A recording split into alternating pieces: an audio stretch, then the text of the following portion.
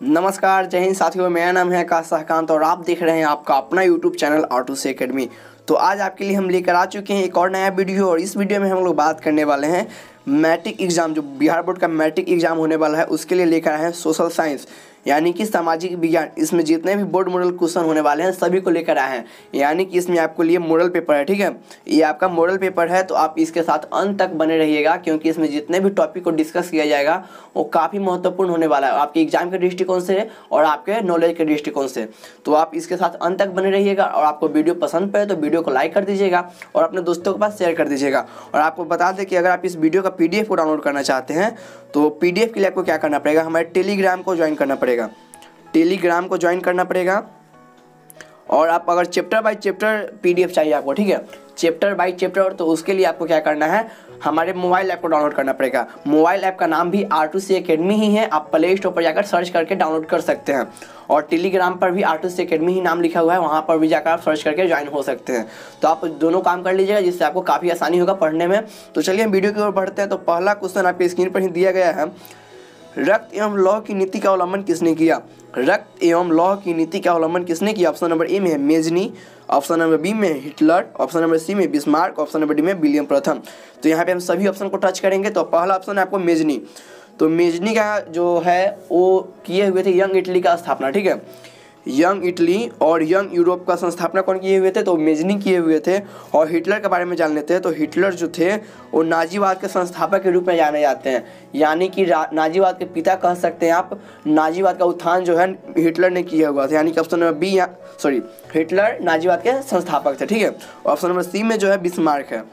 तो option number C में Bismarck है। बिस्मार्क ने कहे हुए थे कि रक्त एवं लौह की नीति का अवलंबन किसने किया था? तो इसका राइट आंसर भी बिस्मार्क हो जाएगा, यानी कि रक्त एवं लौह की नीति का अवलंबन बिस्मार्क किए हुए थे, यानी कि ऑप्शन नंबर सी यहाँ पर राइट आंसर हो जाएगा। और ऑप्शन नंबर डी में है तो डी को जानते हैं क्या है, विलियम प्रथम है।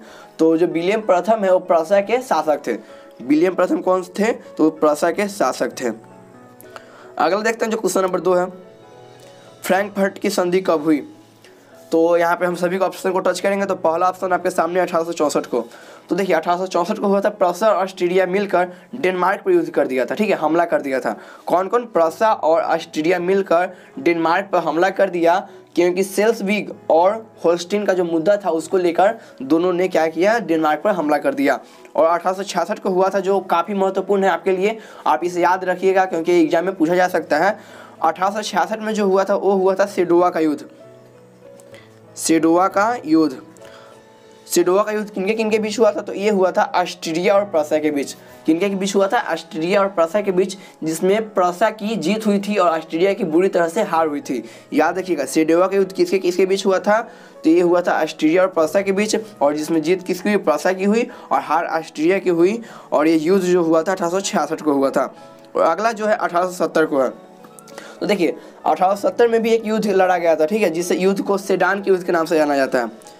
किस युद्ध के नाम से? सेडान के युद्ध के नाम से। तो सेडान का युद्ध किसके किसके बीच हुआ था? तो देखिए सेडान का जो युद्ध है प्रूसिया और फ्रांस। सेडान का युद्ध किसके किसके बीच हुआ था? तो प्रूसिया और फ्रांस के बीच हुआ था, और इस युद्ध में फ्रांस की हार हुई थी और प्रूसिया की जीत हुआ था। और देखिए जो युद्ध समाप्त हुआ, सेडान का जो युद्ध समाप्त हुआ, उसके बाद में एक संधि किया गया, ठीक है, और जिस संधि को फ्रैंकफर्ट की संधि के नाम से जाना जाता है। 1870 के युद्ध के बाद में एक संधि किया गया जिसे फ्रैंकफर्ट की संधि के नाम से जाना जाता है, यानी कि कब हुआ था? तो 1871 के हुआ था, यानी कि ऑप्शन नंबर डी यहाँ पर राइट आंसर हो जाएगा। अगला देखते हैं जो क्वेश्चन नंबर 3 है, बोल्शेविक क्रांति कब हुई? बोल्शेविक क्रांति कब हुई? ऑप्शन नंबर ए में है फरवरी 1917 को, ऑप्शन नंबर बी में नवंबर 1917, ऑप्शन नंबर सी में अप्रैल 1917, ऑप्शन नंबर डी में 1905 को। तो देखिए जो बोल्शेविक क्रांति है वो नवंबर 1917 को हुआ था, यानी कि ऑप्शन नंबर बी यहाँ पर राइट आंसर हो जाएगा। और ऑप्शन नंबर ए में जो है फरवरी 1917, ठीक है। तो फरवरी 1917 को पेट्रोग्राद की क्रांति हुआ था, ठीक है, फरवरी 1917 को पेट्रोग्राद की क्रांति हुआ था, जिसे आप फरवरी की क्रांति के नाम से जान सकते हैं। और ऑप्शन नंबर डी में है 1905 को, ठीक है। तो देखिए 1905 का दिन जो है रूस की क्रांति के लिए काफ़ी महत्वपूर्ण दिन है। 9 जनवरी, ठीक है, याद रखिएगा 9 जनवरी 1905 को खूनी रविवार के नाम से जाना जाता है। आपसे पूछा जा सकता है एग्जाम में खूनी रविवार क्या है, या खूनी रविवार का दिन कौन था, ठीक है, या खूनी रविवार किस तिथि को हुआ था। तो ये आपसे प्रश्न पूछा जा सकता है, तो इसलिए आप याद रखिएगा। और खूनी रविवार क्या है यह प्रश्न आपको पूछा जाएगा तो इसका हम जो सब्जेक्टिव क्लियर करेंगे, यानी कि इसका सब्जेक्टिव आपको हमारे मोबाइल ऐप पर मिल जाएगा, वहाँ पर जाकर आप देख लीजिएगा। चलिए अगला देखते हैं, लाल सेना का गठन किसने किया। लाल सेना का गठन किसने किया, तो लाल सेना का जो गठन है वो टाटस्की किए हुए थे, यानी कि ऑप्शन नंबर सी यहाँ पर राइट आंसर हो जाएगा। उससे पहले तो कुछ टॉपिक के बारे में जान जाते हैं। पहला टॉपिक आपके लिए है लाल खमेर, ठीक है, एग्जाम में पूछा जा सकता है। लाल खमेर और लाल कुर्ती, याद रखिएगा, लाल खमेर और लाल कुर्ती का गठन किसने किया था। तो देखिए लाल खमेर का जो गठन है वो किए हुए थे नरोत्तम सिंहानुक। लाल खमेर का गठन कौन किए हुए थे, तो नरोत्तम सिंहानुक। और लाल कुर्ती का गठन किसने किया था, तो गैरीबाल्डी। याद रखिए काफी महत्वपूर्ण है, लाल कुर्ती का गठन गैरीबाल्डी, लाल सेना का गठन टाटस्की और लाल खमेर की गठन तो नरोत्तम सिंहानुक। और आपको यहाँ पे देखते हैं, थोड़ा ऑप्शन को भी देख लेते हैं। पहला ऑप्शन है कार्ल मार्क्स, ठीक है।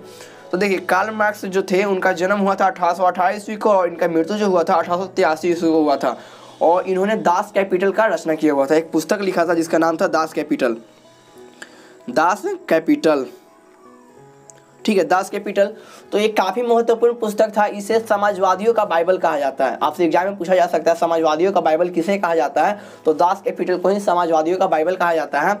और जो दास कैपिटल का लेखक कौन है, तो कार्ल मार्क्स है। और आपको इनके बारे में एक और टॉपिक बता देते हैं।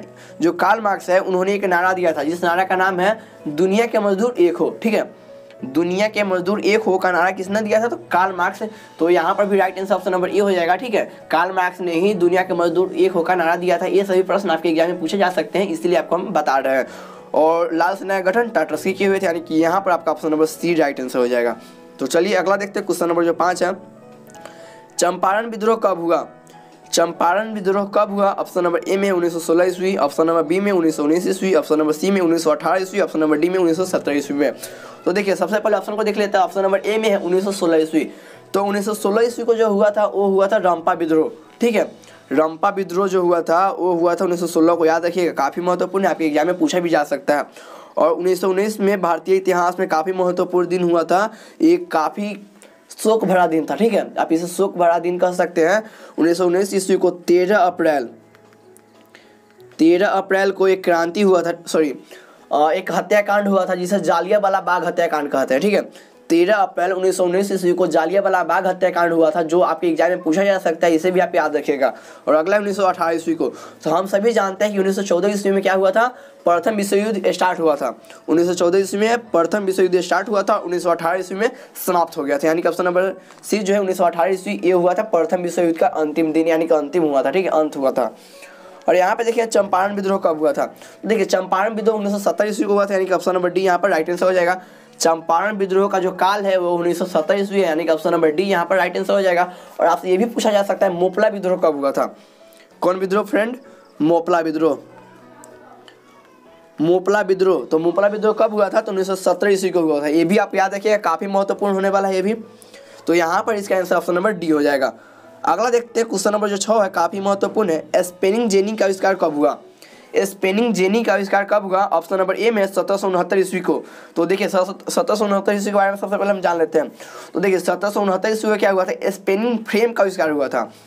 स्पेनिंग जेनी का आविष्कार हुआ था 1765 में। कब हुआ था, 1765 में स्पेनिंग जेनी का आविष्कार हुआ था, लेकिन स्पेनिंग फ्रेम का, ठीक है, स्पिनिंग फ्रेम का जो आविष्कार हुआ था वो हुआ था 1769 ईस्वी को। और स्पिनिंग फ्रेम का आविष्कार किसने किया था, तो रिचर्ड आर्कराइट। कौन किए हुए थे, रिचर्ड आर्कराइट। याद रखिएगा ये भी फ्रेंड काफ़ी महत्वपूर्ण है। और अगला देखिए जो 1765 को हुआ था स्पिनिंग जेनी का आविष्कार, तो स्पिनिंग जेनी का आविष्कार किसने किया था, तो स्पिनिंग जेनी का जो आविष्कार है वो किए हुए थे जेम्स हारग्रीव्स।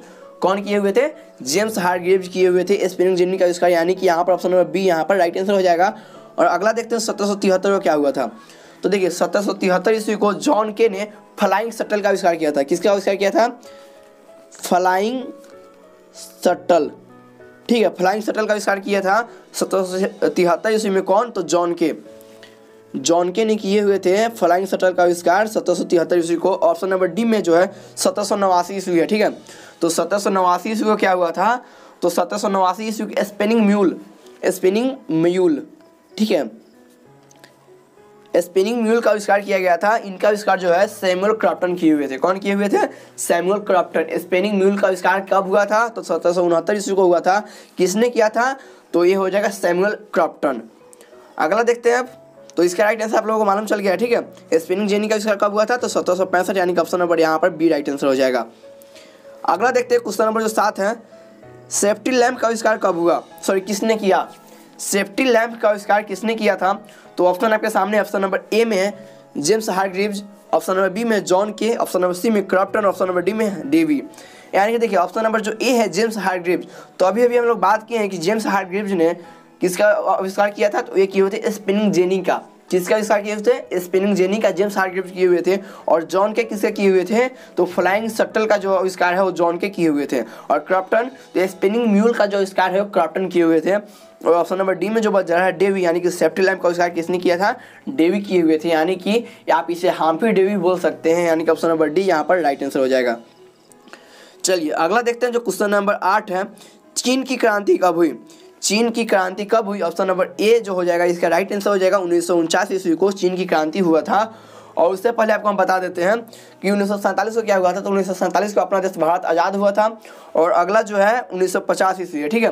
तो 1950 ईस्वी को क्या हुआ था उसको देखते हैं। तो 1950 ईस्वी को जो है रूस और, ठीक है, रूस और चीन, ठीक है, रूस और चीन वियतनाम को गणराज्य घोषित कर दिया था। 1950 को रूस और चीन वियतनाम को गणराज्य घोषित कर दिया। यहाँ तक क्लियर है? तो चलिए अगला देखते हैं क्वेश्चन नंबर जो 9 है। 9 नंबर प्रश्न है, महात्मा गांधी ने किस पत्रिका का संपादन किया? महात्मा गांधी ने किस पत्रिका का संपादन किया? ऑप्शन है Commonwealth, young India, Bengali, Bihari. तो इसका राइट आंसर हो जाएगा ऑप्शन नंबर बी, यानी कि महात्मा गांधी जो है वो यंग इंडिया जो है, यंग इंडिया पत्रिका है उसका संपादन किए हुए थे, यानी कि ऑप्शन नंबर बी यहाँ पर राइट आंसर हो जाएगा। दोस्तों थोड़ा वीडियो लंबा हो रहा होगा, आप लोग मैनेज कर लीजिए क्योंकि आपको पूरे टॉपिक को यहाँ पे कवर कराया जा रहा है। और दोस्तों आपको यह वीडियो पसंद पड़ रहा है तो वीडियो को लाइक कर दीजिए, ठीक है, क्योंकि इससे हम लोग को प्रोत्साहन मिलता है और प्रोत्साहन मिलने के बाद हम लोग वीडियो बनाते हैं, ठीक है। तो आप लोग वीडियो को लाइक कर दीजिएगा। देखते हैं यहाँ पे पहले विश्व बाजार के रूप में कौन सा शहर उभर कर आया?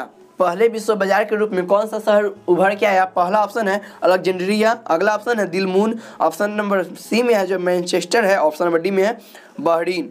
तो पहला विश्व बाजार का जो रूप में है वो अलेक्जेंड्रिया आया था, ठीक है। अलेक्जेंड्रिया जो है पहला विश्व बाजार के रूप में आया था, यानी कि ऑप्शन नंबर ए यहाँ पर राइट आंसर हो जाएगा। चलिए अगला देखते हैं जो क्वेश्चन नंबर 11 हो जाएगा। मरुस्थलीय मृदा का विस्तार निम्न से कहाँ है? तो अभी आप सभी को और हम सभी को भी जानते हैं कि मरुस्थल है जो भारत में कहाँ है, तो राजस्थान में। तो इसका भी right answer option number B हो जाएगा राजस्थान। चलिए अगला देखते हैं, सोपनी कृषि किस राज्य में प्रचलित है? तो आपको बता दें कि जो सोपनी कृषि होता है अधिकांशतः पहाड़ी वाला राज्य में होता है, ठीक है। तो इसमें से देख लीजिए कौन सा पहाड़ी राज्य है, तो जो उत्तराखंड है वो पहाड़ी राज्य है, यानी कि ऑप्शन नंबर बी यहाँ पर राइट आंसर हो जाएगा। चलिए अगला देखते हैं क्वेश्चन नंबर जो 13 है, जूट किस जलवायु का पौधा है? जूट किस जलवायु का पौधा है? ऑप्शन नंबर ए में है शीत जलवायु, ऑप्शन नंबर बी में है शीत तथा आर्द्र जलवायु, ऑप्शन नंबर सी में उष्ण और आर्द्र जलवायु, ऑप्शन नंबर डी में उष्ण जलवायु। तो जो 13 का आंसर हो जाएगा, 13 का आंसर ऑप्शन नंबर सी हो जाएगा, यानी कि उष्ण और आर्द्र जलवायु, यानी कि ऑप्शन नंबर सी यहाँ पर राइट आंसर हो जाएगा। चलिए अगला देखते हैं क्वेश्चन नंबर 4 है, अरेबिका किस फसल का उत्तम किस्म है? अरेबिका किस फसल का उत्तम किस्म है? तो अरेबिका जो है वो कहवा का उत्तम किस्म है, ठीक है। कहवा मतलब कॉफ़ी, आप जिसे बोलते हैं, जिसे आप कॉफ़ी बोलते हैं उसे ही कहवा बोला जाता है, ठीक है। कहवा को ही कॉफ़ी बोला जाता है। और कॉफ़ी का सबसे अच्छा जो उत्तम जो किस्म है वो है अरेबिका, यानी कि ऑप्शन नंबर यहाँ पर बी राइट आंसर हो जाएगा।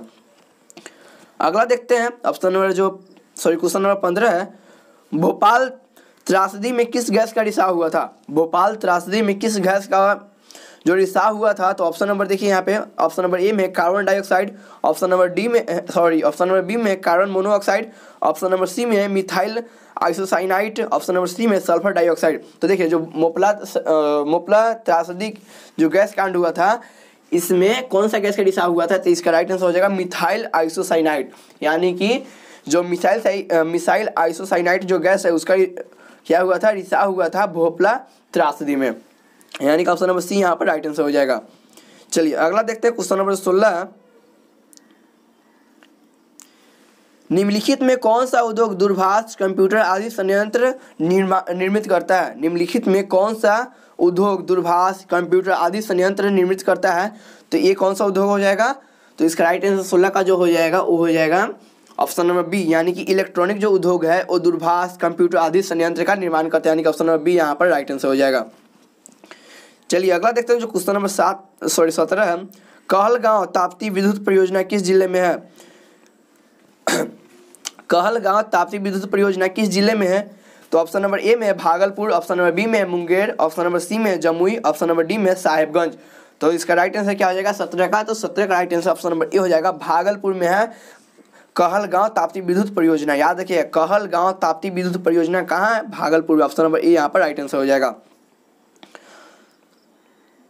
चलिए, तो अगला प्रश्न देखते हैं, क्वेश्चन नंबर जो 18 है, कांटी ताप्ती विद्युत परियोजना किस जिले में है?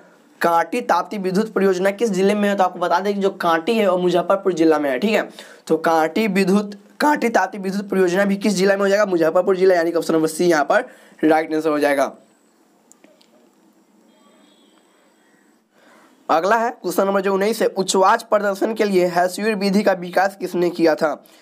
उच्चवाच प्रदर्शन के लिए हैस्यूर विधि का विकास किसने किया था? ऑप्शन नंबर ए में है गुटेनबर्ग, लेहमान, गीगर या रिटर। तो 19 का जो राइट आंसर हो जाएगा ऑप्शन नंबर बी हो जाएगा, लेहमान ने उच्चवाच प्रदर्शन के लिए हैस्यूर विधि का विकास किया था, यानी कि ऑप्शन नंबर बी यहाँ पर राइट आंसर हो जाएगा।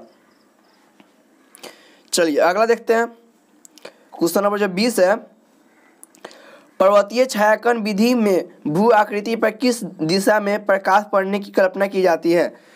पर्वतीय छायांकन विधि में भू आकृति पर किस दिशा से प्रकाश पड़ने की कल्पना की जाती है? ऑप्शन नंबर ए में है उत्तर पूर्व से, ऑप्शन नंबर बी में है पूर्व दक्षिण से, ऑप्शन नंबर सी में है उत्तर पश्चिम से, ऑप्शन नंबर डी में है दक्षिण पश्चिम से।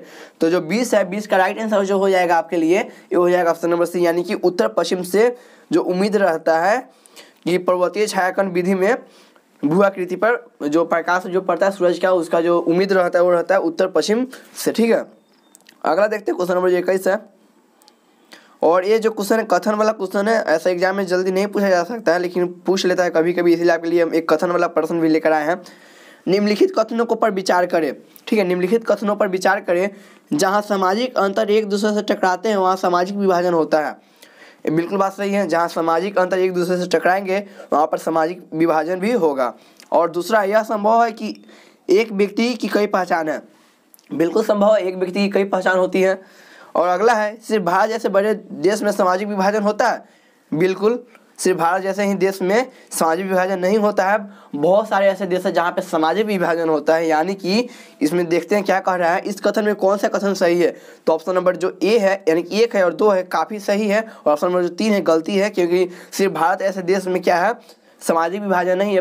विश्व के बहुत सारे ऐसे देश हैं जहाँ पे सामाजिक विभाजन है, यानी कि ऑप्शन नंबर बी यहाँ पर राइट आंसर हो जाएगा, 1 और 2। ठीक है, क्वेश्चन को एक बार आप समझ लीजिएगा, काफ़ी महत्वपूर्ण है। चलिए अगला देखते हैं,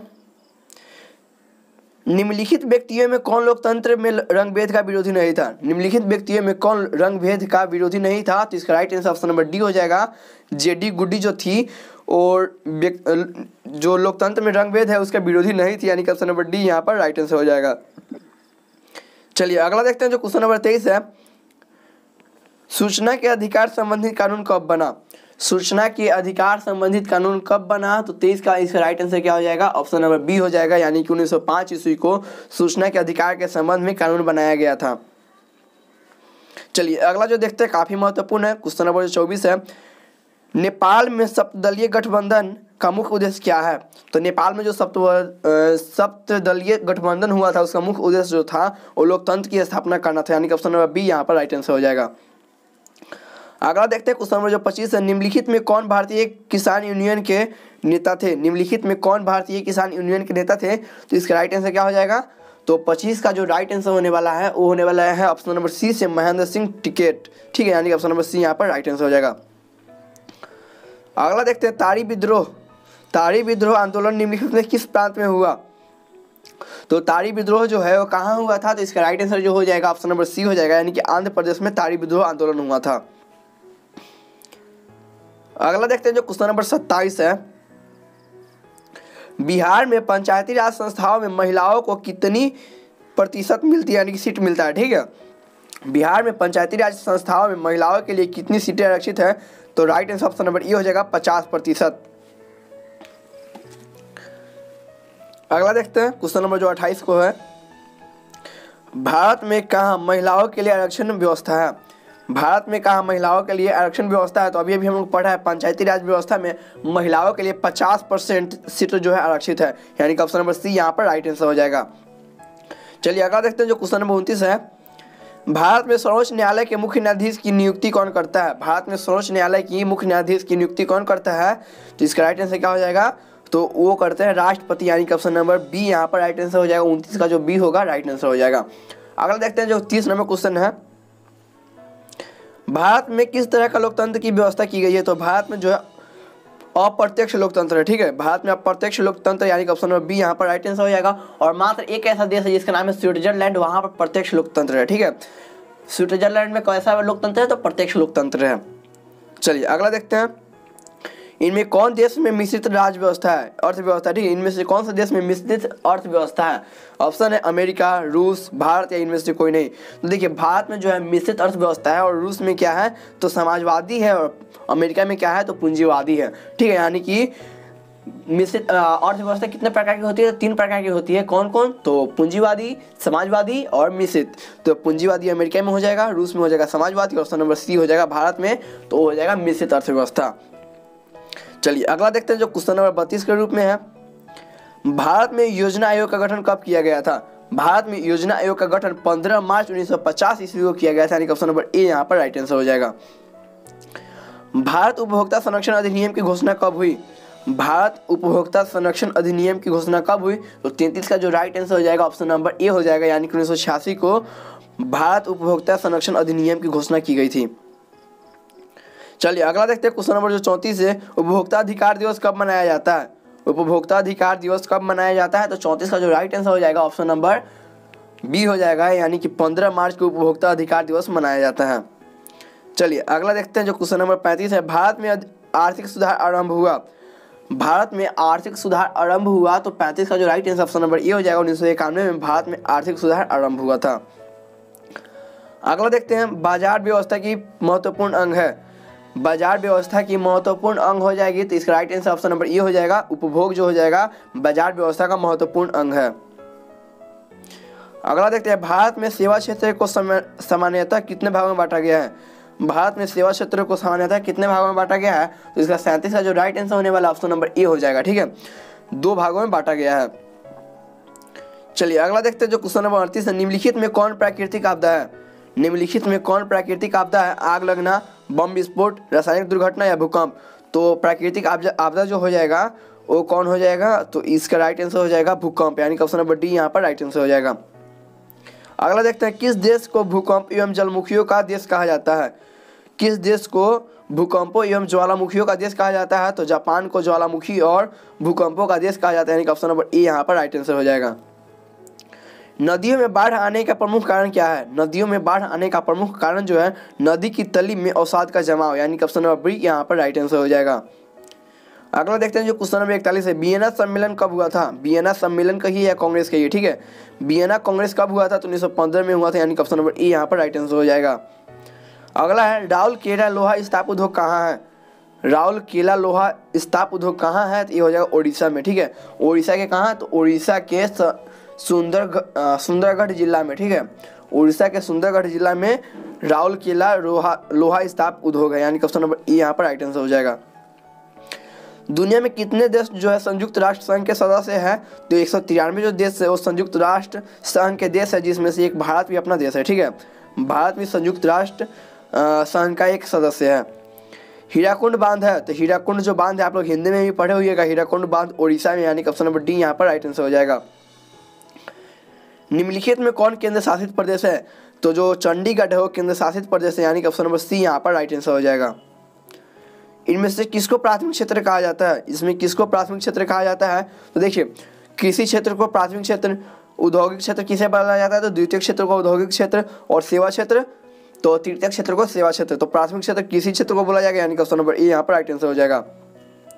इनमें से कौन आर्थिक क्षेत्र में संबंधित नहीं है? इनमें से कौन आर्थिक विकास के क्षेत्र में संबंधित नहीं है? तो सहकारी क्षेत्र जो है आर्थिक विकास के संबंध में जो है क्या विकास के क्षेत्र में संबंधित नहीं है। बहुजन पार्टी के संस्थापक कौन थे? बहुजन पार्टी के संस्थापक कौन थे? तो इसका राइट आंसर हो जाएगा कांसीराम, यानी कि ऑप्शन नंबर बी यहाँ पर राइट आंसर हो जाएगा। दोस्तों आपको ये वीडियो कैसा लगा? वीडियो अच्छा लगा हो तो वीडियो को लाइक कर दीजिए, दोस्तों के पास शेयर कर दीजिए। आज के लिए इतना ही, फिर मिलेंगे अगले वीडियो में। जय हिंद।